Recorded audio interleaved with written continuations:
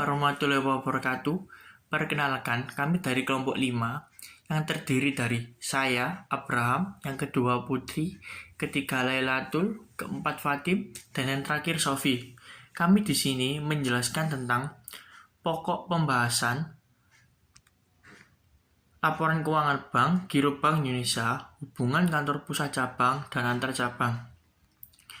Pengertian bank menurut Undang-Undang RI Nomor 10 Tahun 1998 tentang perbankan, Pasal 1 ayat 2 menyebutkan bahwa bank adalah sebuah badan usaha yang menghimpun dana dari masyarakat dalam bentuk simpanan dan menyalurkannya kepada masyarakat dalam bentuk kredit dan atau bentuk-bentuk lain dengan tujuan untuk meningkatkan taraf hidup orang banyak. Laporan keuangan bank. Laporan keuangan bank disusun sebagai bentuk pertanggungjawaban manajemen terhadap pihak-pihak yang berkepentingan dengan kinerja bank yang dicapai selama periode tertentu. Laporan keuangan bank. Dalam laporan keuangan terdapat format pelaporan keuangan yang terdiri dari laporan neraca. Dalam format laporan neraca, setiap pos yang dianggap sensitif dijelaskan secara rinci yang berguna untuk memberikan informasi posisi giro BI dan SBI yang dimiliki bank yang bersangkutan sebagai sumber likuiditas. Laporan laba rugi.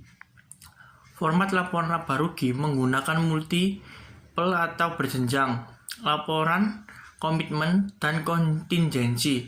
Laporan ini disajikan secara terpisah antara komitmen dengan kontingensi yang dirinci menurut tagihan kewajiban secara urut dengan memperhatikan kemungkinan pengaruh terhadap neraca dan laba rugi. Laporan aktiva, produktif, dan informasi lainnya. Kualitas aktiva produksi akan terindikasi dari tingkat kolektibilitasnya. Laporan keuangan dibedakan menjadi 3 jenis. Yang pertama laporan keuangan bulanan, yang kedua laporan keuangan triwulan, yang ketiga laporan keuangan tahunan.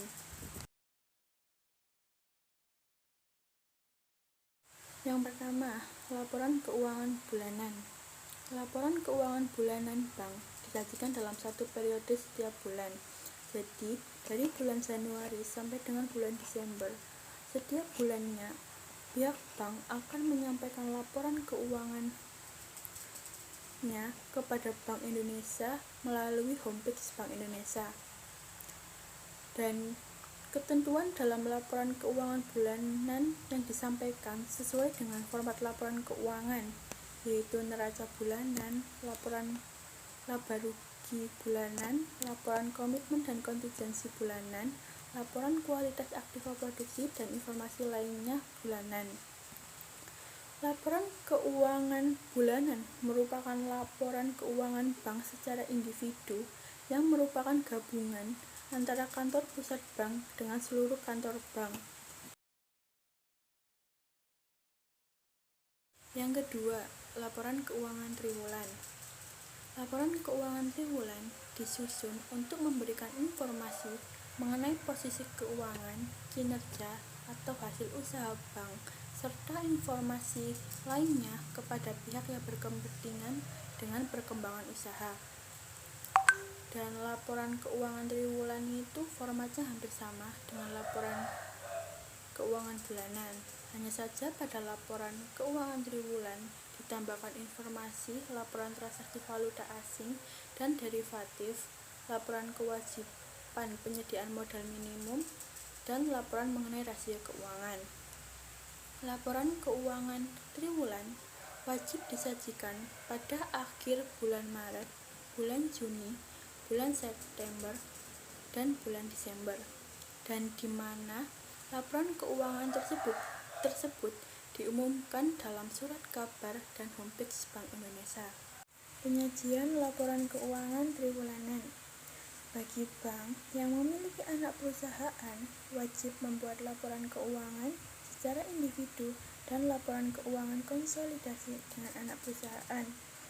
Laporan keuangan wajib disajikan dalam bentuk perbandingan dengan laporan periode yang sama pada tahun sebelumnya.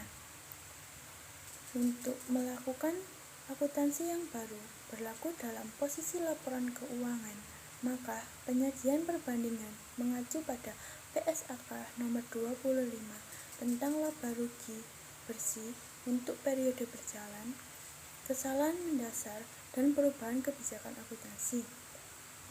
Laporan keuangan wajib disajikan sekurang-kurangnya terdiri dari 1. Neraca, 2. Perhitungan laba rugi dan saldo laba, ketiga, daftar komitmen dan kontingensi, keempat, transaksi valuta asing dan derivatif, kelima, kualitas aktiva produktif dan informasi lainnya, keenam, perhitungan kewajiban penyediaan modal minimum, yang ketujuh, rasio keuangan. Pada laporan keuangan triwulan posisi akhir Desember, laporan keuangan wajib diaudit oleh akuntan publik. Dalam penyajian, wajib dicantumkan nama akuntan publik, nama kantor akuntansi publik, dan opini yang diberikan. Format laporan keuangan perusahaan induk wajib disesuaikan dengan laporan neraca dan laba rugi yang disajikan dalam laporan audit.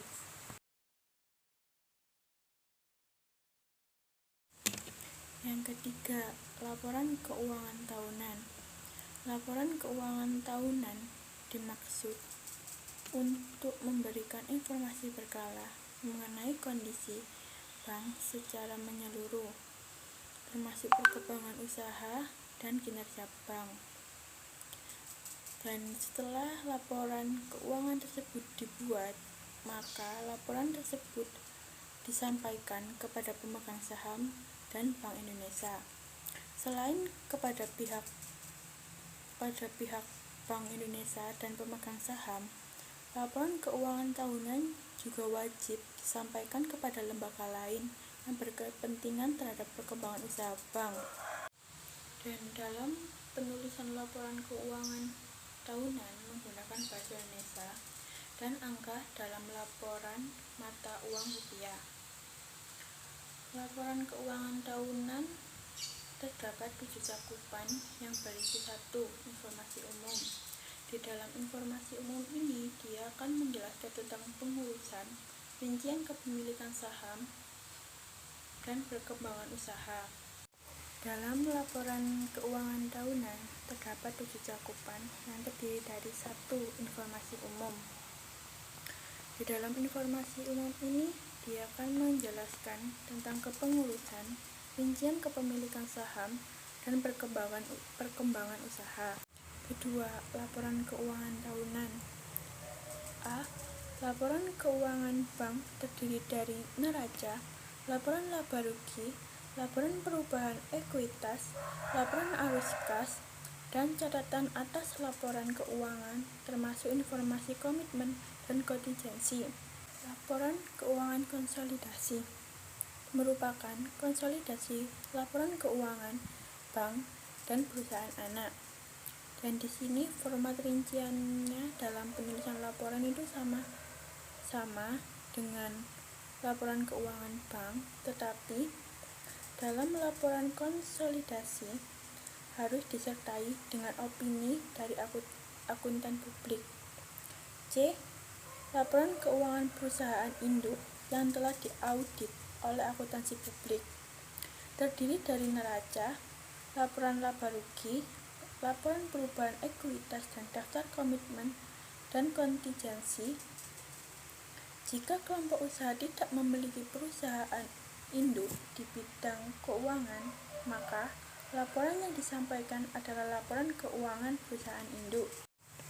D. Laporan keuangan perusahaan induk yang telah diaudit oleh akuntansi publik yang merupakan hasil konsolidasi dari seluruh perusahaan dalam kelompok usaha dengan standar akuntansi. 3. Opini akuntansi publik. Opini akuntansi publik memuat pendapat akuntansi. Ketiga, opini akuntansi publik, di mana dalam opini akuntansi publik memuat pendapat akuntan publik. 4. Aspek transparansi yang terkait dengan kelompok usaha terdiri dari struktur, transaksi, dan pemberian dana, komitmen maupun fasilitas. 5. Aspek transparansi sesuai PSAK, Pedoman Akuntansi Perbankan Indonesia (PAPI), dan laporan keuangan publikasi triwulan. 6. Exposure dan manajemen resiko. 7. Informasi lainnya.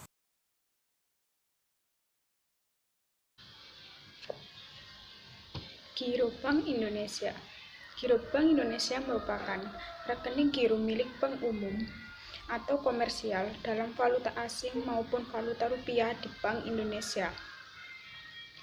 Dana Giro Bank Indonesia merupakan penyediaan likuiditas. Di samping itu dapat digunakan untuk membayar penarikan deposito yang relatif besar, pemberian kredit, dan sebagainya.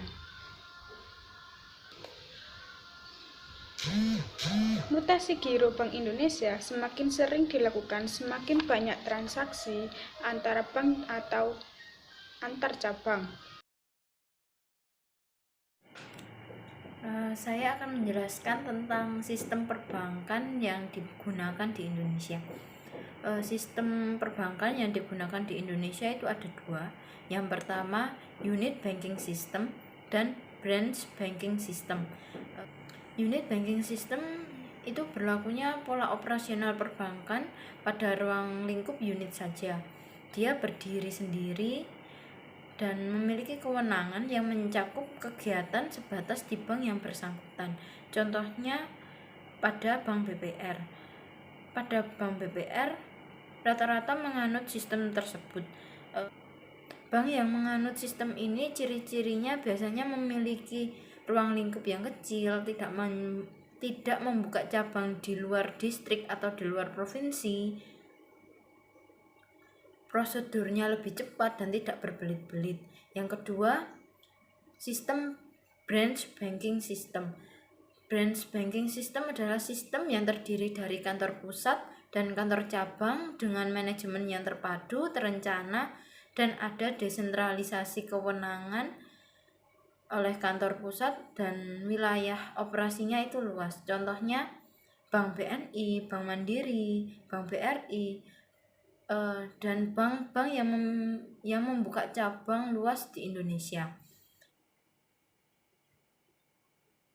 Ciri-ciri bank yang menganut branch banking system adalah banknya itu lebih fleksibel dalam melakukan diverifikasi produk yang lebih bervariatif, jangkauan pasarnya itu lebih banyak karena di semua wilayah bank tersebut bisa membuka cabang.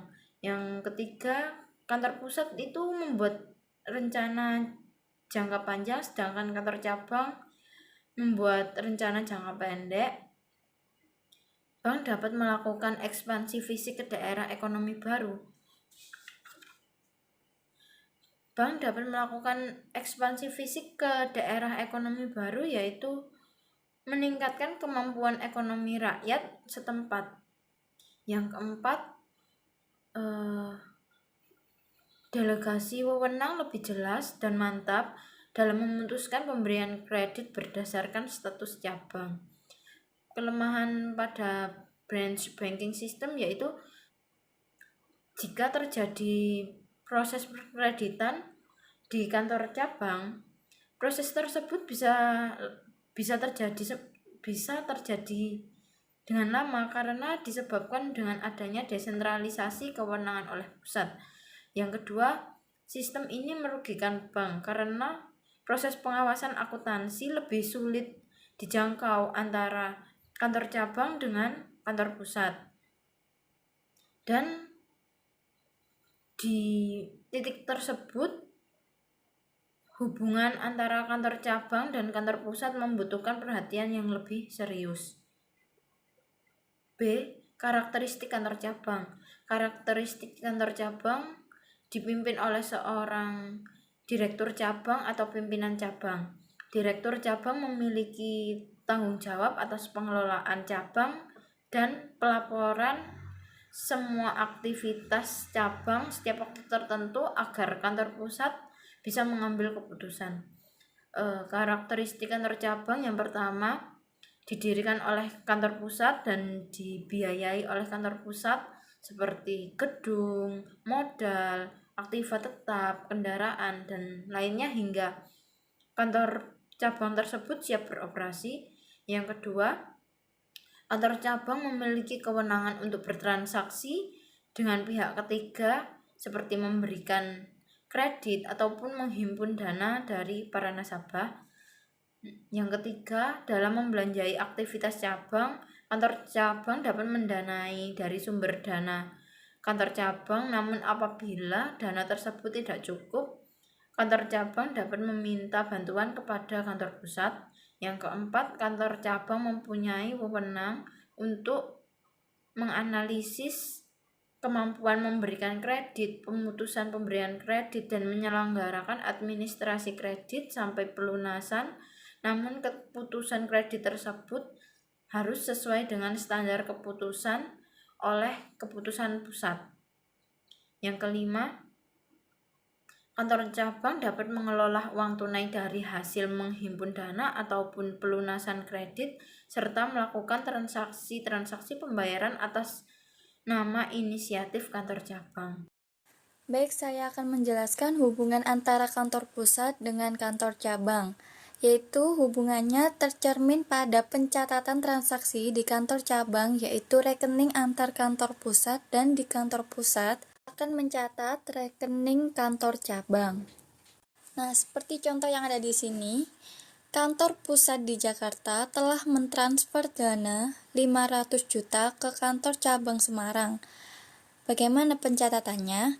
Pencatatan di kantor cabang Semarang yaitu pada rekening kas masuk debit 500 juta, sedangkan rekening antar kantor pusat 500 juta. Ini dilakukan pencatatan di kantor cabang Semarang. Nah, selanjutnya pencatatan di kantor pusat. Rekening antar kantor pusat debit 500 juta, sedangkan kasnya kredit 500 juta. Nah, dari transaksi di atas menunjukkan bahwa pencatatan di kantor cabang mendapatkan investasi 500 juta dari kantor pusat. Beda lagi kalau terdapat mutasi aktiva yang dilakukan oleh kantor cabang, pada kantor pusat tidak akan melakukan transaksi pencatatan. Seperti contoh ini, kantor cabang menggunakan dana dari kantor pusat tersebut untuk membeli kendaraan operasional secara tunai 150 juta. Maka pencatatan transaksi ini hanya terjadi di kantor cabang. Rekening pada keuangan debit 150 juta dan kas pada kredit 150 juta. Nah, baik, sekian dari kelompok kami. Kurang lebihnya saya mohon maaf. Wassalamualaikum warahmatullahi wabarakatuh.